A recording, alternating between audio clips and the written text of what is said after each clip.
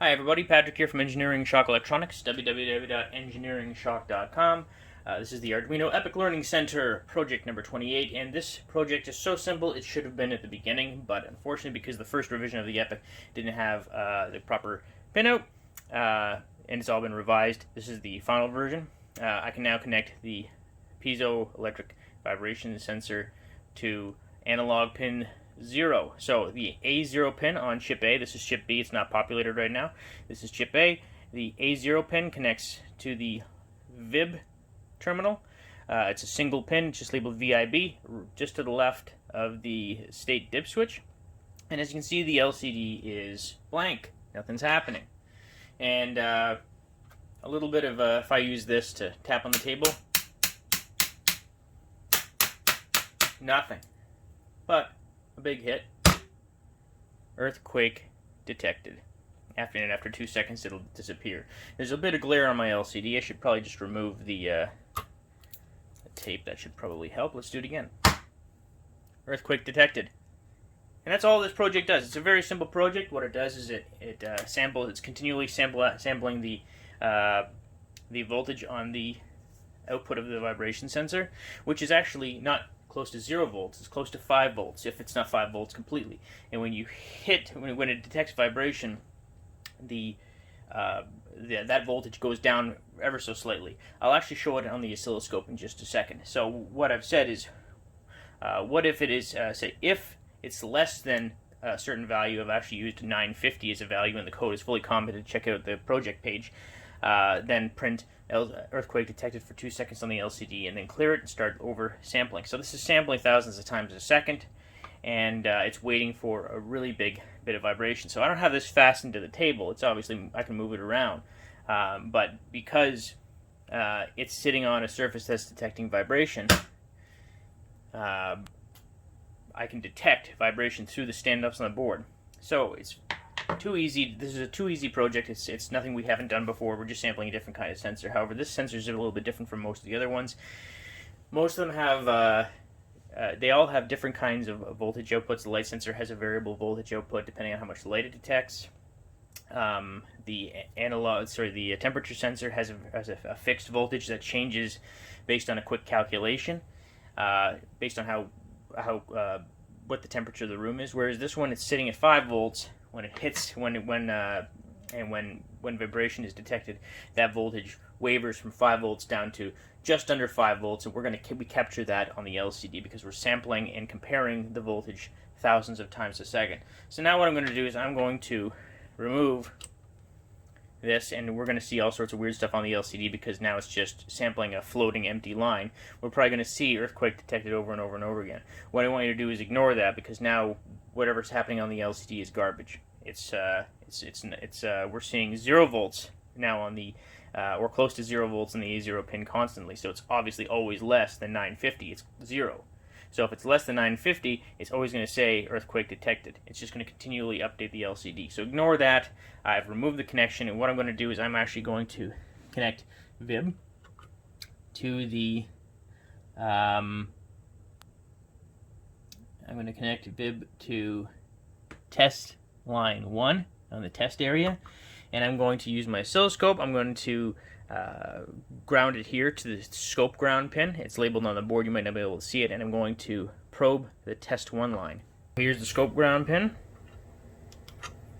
Here's my oscilloscope probe, and I'm going to set it on test point 1, and I'll just leave it in there. So on my oscilloscope, I'm reading about 5 volts. If you don't know how an oscilloscope works, maybe I'll make another tutorial on that later on down the road. There's tons of them on YouTube. But I'm reading just about 5 volts, and the reference line is down here. And so if I hit the table, my analog to digital converter is picking that up. So my time domain is 20 milliseconds per division.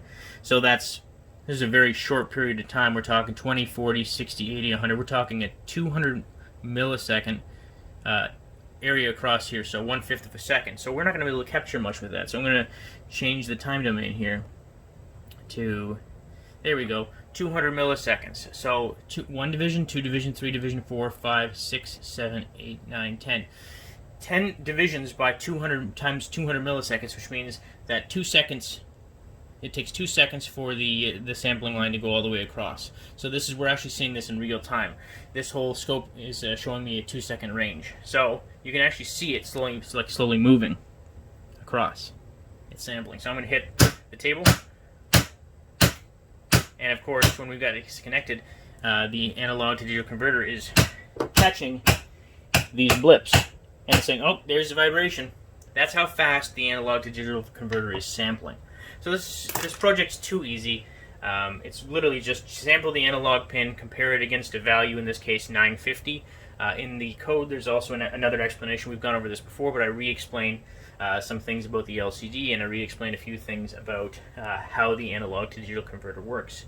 And since we're here, I'll just try to reiterate it. It's a 10-bit analog to digital converter on the chip. There are 6 analog pins, so we can sample 6 analog things as we see fit. 0, if we sample the ADC and it returns a value of 0, that means 0 volts. If it returns a value of 1023, it's 5 volts, and that's a 10-bit scope. And anywhere in between it is a variable value. So if you take the full scale voltage, which is 5 volts, and you divide it by 1024 states, we get a voltage we get a value of 4.48, I believe, millivolts per division.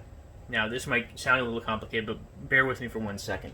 So there's 1024 states in a 10-bit analog to digital converter.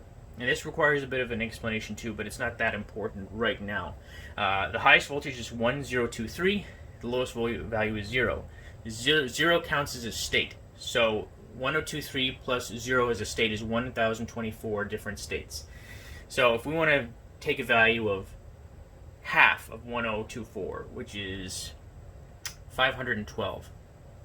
512 should equal 2.5 volts. And again, how we calculate this, it's all done in the code. It's talked about in the comments on how you make this calculation. But you take the full scale voltage, you divide it by 5 volts, divided by 1024 states, and you get, I believe, 4.48 millivolts per state.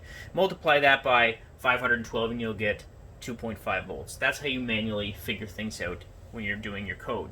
And again, it's talked about in the notes sections. It's talked about in the comments of the code. This is the vibration sensor project 28. So you can check out the code at the project page. Just check out the Kickstarter. So hopefully I haven't given you information overload. A lot of this comes with practice. It's really not that complicated. I'm not the smartest man in the world. Trust me, I'm far, far, far from it. I've just done this for so long. I went to school for it, and you don't need to go to school for this stuff to really learn the basics. And if you want to learn more about an oscilloscope is one of the best tools you can have when you're developing something. A multimeter just doesn't cut it most of the time. You want to be able to see things in real time, and that's why an oscilloscope is always a fantastic tool to have. In any case, this video has gone on way too long. It's too simple of a project. I just wanted to offer a little bit of extra information. I wanted to show you what we're looking at when the chip is constantly sampling the vibration sensor pin. Thanks for watching, everyone. Next we'll be doing the NRF24L01 Plus with Shield project. That'll be project 29. I'm looking forward to it. I hope you are too. Stay tuned. Thanks again.